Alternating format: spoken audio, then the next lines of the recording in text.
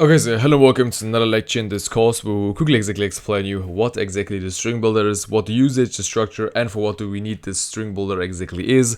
So yeah, let's start. So first of all, before we start with the string builder is an external class which is applied to Java. So it's this one right here. You can quickly see it's from Java language. Where is it? There, string builder from java.language. Yeah, first of all, you do not really need them all really often. It's a nice or good to know thing of Java programming, but all in all, you will not really use this feature very often. But I'm still showing you this because this is a very important feature in this case, because the more you work with strings, the more you will need them. I think this is because we're covering them, and we still cover everything we need to know about Java programming, and it's also a really important step of Java programming. So yeah, let's first of all start. So for example, we want to create like a string. So let's call the string equals to, let's say we want to have a string with 1 million or 1,000 A's. Let's say 100,000 A's and a big little letter capital, so this little character.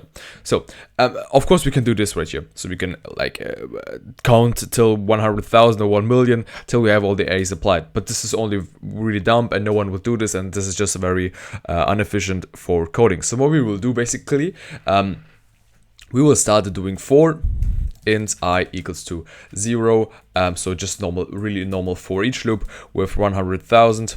So we type 100,000. This should be I plus plus, and then what we do, we do string equals to, or should we do this? I'm currently thinking about it. Yeah, I think this is the clear way of it. So what we do, string plus equals to A basically, and right here we can leave a space a little bit like this. So, and then at the end we just write system output line string. So, and if I now quickly, maybe you can already see that this is really inefficient and would not work. So this would take, so I can quickly run it and then you will successfully see what I mean by this. So let's quickly wait till it successfully run out, and you can see, yeah, you can see it has worked. So process finished with execute 0.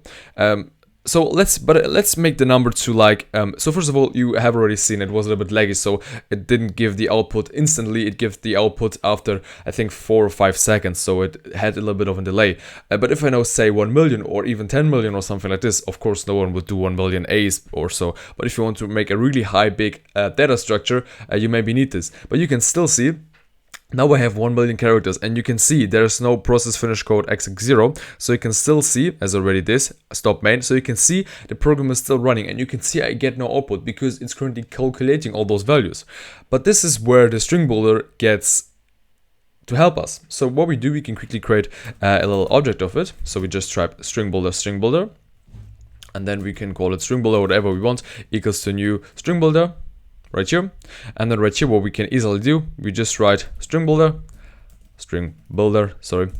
dot append, and you can see there are many different parameters and override methods we can use. For example, we can add or append an int, a char, a float, a double, a long, a boolean, a character, and an array, a char sequence, and much more. But what we do, we only want to append a character currently because we want to have 1 million big letter A's applied to our code. So what we do, right here we put this A. Remember, we're using a character, so we use single quotes, not double quotes.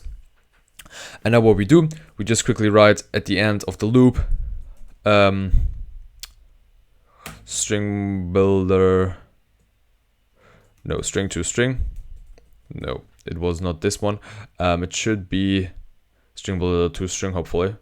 Or it was different once. No, it was, sorry. String equals to string builder dot to string. So we have exactly all our things applied. Remove this little in. I'm sorry for this. So now we can start making this basically, and now quickly let's run this program, stop and rerun, and then you will successfully now see that it should work and we should get all our values instantly. So you can see, I know this is really weird, I would not count them, but this should be 1 million A's with so big letters A's. You can see, and we got this the answer from our program in basically a second, so it has not a little delay of it, but I would not recommend you to put like 1 million. I can show you the example again, or maybe 1000. So you can see we're able to append things to our string builder and basically build a string as the name of this class says. So you're building a string basically. Of course, this is not the main usage you would use it for. You would use it for some big strings you would build out of, for example, splitting and then building a string or something like this. But all in all, I just wanted to show you that the feature exists. So you can build a string by using the string builder and then just making it two strings. So you can see the usage and the structure of it is very easy to use. So you can just apply them now to your code. Okay, so yeah, hopefully this lecture helped you a little bit more for understanding what the string builder exactly is, how the structures, and for what do we exactly need it. And yeah, hopefully I helped you with this, and I will see you in the next lecture where we'll continue to work on how to exactly learn programming with Java. So yeah, see you in the next lecture. Bye.